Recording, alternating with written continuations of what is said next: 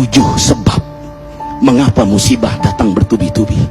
Yang pertama, karena banyaknya maksiat. Surah Yasin ayat 19 yang kita baca setiap hari. Kemalangan terjadi, musibah terjadi, malapetaka terjadi karena dosa keterlaluan kalian kepada Allah.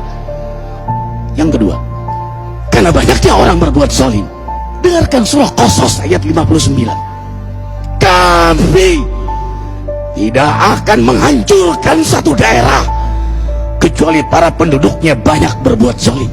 Anak durhaka pada orang tua, istri yang berani kepada suaminya, perampok, pembunuhan di mana-mana. Ini mengundang bala bencana. Yang ketiga, mengundang bala bencana karena kelakuan tangan-tangan manusia. Rum 41. Telah tampak kerusakan di daratan dan lautan karena tangan-tangan jahil manusia, agar mereka merasakan akibat perbuatan mereka. Sebagian mereka merasakan akibat perbuatan mereka, agar mereka kembali kepada Allah. Yang keempat, bencana terjadi karena para tokoh melakukan kemaksiatan dan kezaliman. Dengarkan dengan iman, wahai penduduk Indonesia yang mulia. Bila kami ingin menghancurkan suatu negeri, kami perintahkan para tokohnya untuk taat kepada Allah, tapi mereka maksiat, tapi mereka berbuat zalim, tapi mereka khianat kepadaku dan kepada makhlukku. Bahaqqa alaihil qaul, maka haklah untuk mereka datang bala bencana seperti kaum Ad, kaum Samud, kaum Lut, kaum Nuh. Kami hancurkan sehancur-hancurnya. Siapa tokoh itu?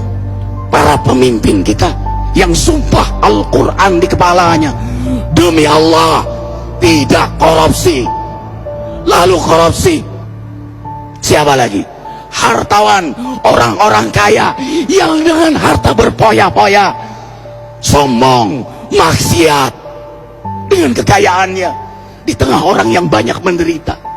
Siapa lagi? Ulama yang menjual ayat-ayat Allah dengan murah. Subhanallah. Yang kelima, mengapa bala bencana terjadi? Karena orang-orang soleh, orang-orang baik diam melihat kemaksiatan dan kemungkaran. Surah Al-Anfal ayat 25. Takutlah kalian dengan musibah yang tidak hanya menimpa orang yang maksiat, orang yang berbuat zalim, tapi juga kalian orang-orang soleh. Maka masa bodoh dengan kemaksiatan bukanlah sikap seorang mukmin.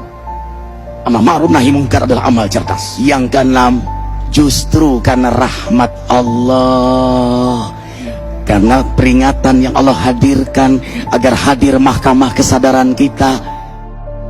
Ikhwah, dengarkan dengan iman surah Al-Baqarah ayat 155, 156, 157.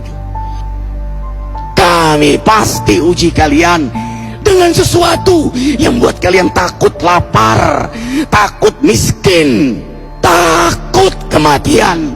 Tapi kabarkan berita gembira bagi hamba Allah yang sabar dari semua ujiannya, yang mereka berkata, sesungguhnya kami milik Allah dan sungguhnya kami akan kembali kepada Allah. Yang terakhir, yang ketujuh, ada yang nanya, bagaimana yang maksiat yang selamat? Tenang-tenang saja. Yang berbuat zalim malah sukses. Di mana keadilannya? Allah Maha Adil. Dengarkan surah Hud ayat 15-16.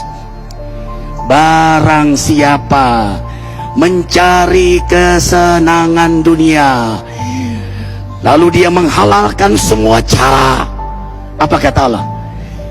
Kami beri, tapi di akhirat tidak mendapatkan secuil pun kenikmatan, malah nikmat di dunianya menjadi bahan bakar azab untuk dirinya.